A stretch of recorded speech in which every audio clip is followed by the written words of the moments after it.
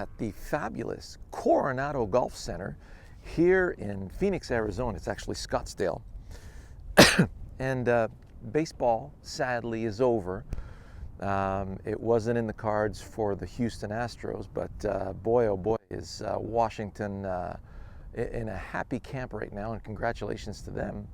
And this video has actually quite a bit to do with, if you look at the history of baseball pitchers, there are some really good golfers in quarterbacks and baseball pitchers, because these guys know how to sling stuff, and they take the same feel of that sling and bring it into their golf games.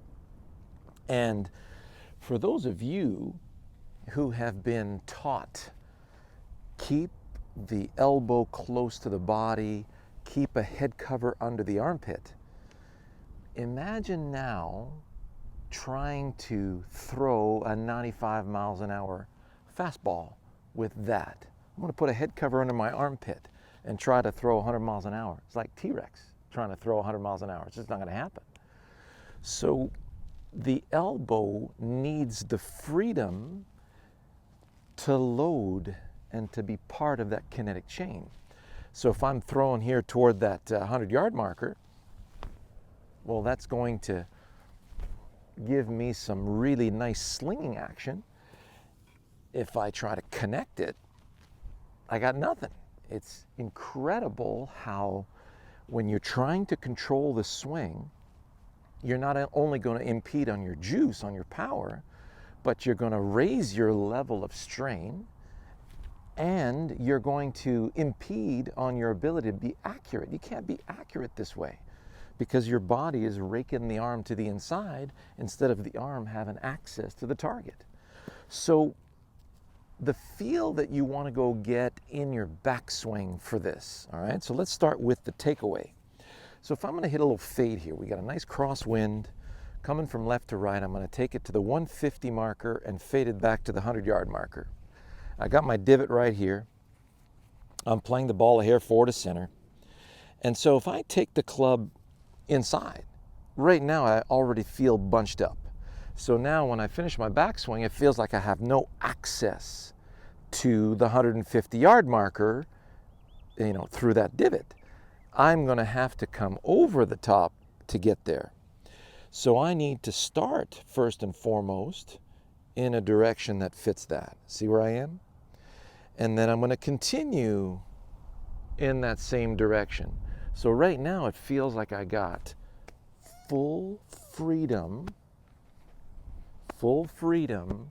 from the elbow, and it feels like I have access through that divot into the direction of the 150-yard marker.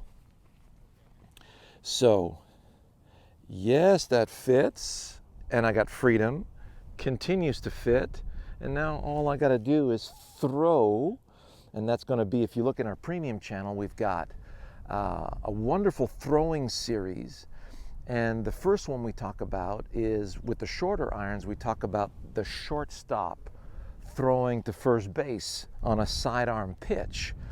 So it really feels like I'm setting up that sidearm pitch.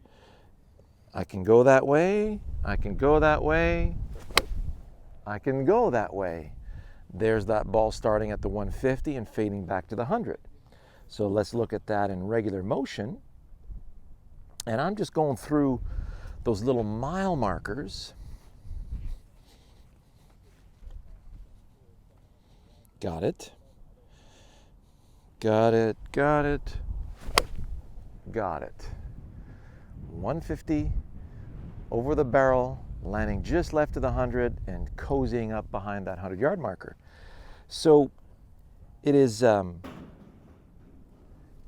essential for you to match your backswing to the direction that you want it to go on, so that you have the ability to load that arm club unit the way it was meant to be loaded, or meant to be loaded. So another beautiful analogy that we have, if you look at our sword or fencing for power, there's a nice oldie but goodie. So imagine I'm cutting through a bamboo shoot with this sword. That feels like I've got nice width. Elbow can lead / through. So when I'm skipping that stone, notice where that elbow is. Everything is underneath, ready to stay out in front. And there's that nice skip of the stone. So when you're doing, let's say, fairway woods, whew, man, you got the perfect skipping stone right here. I'm going through exactly the same area. And now I want to feel like I'm throwing that stone to be skipped right through the bottom of that divot in that direction. And there it is. Right over that 150 marker. Whew. Boom, right through the net. So I just got finally picked up my clubs here in Phoenix. I got the new G410 low spin. I can't wait to come back and show you the difference between that one and the regular one. And you'll see just how much more distance I'm getting with that club. And same thing with this new, the new 410 3-wood. They're waiting on these Tensei orange shafts, which are a little counterbalanced. They feel nice and heavy, but they feel heavy throughout the whole shaft. And it really gives you an amazing sensation of tracking. And that's really what's important, is to feel everything's tracking through and underneath you and in the direction that you want that ball to go.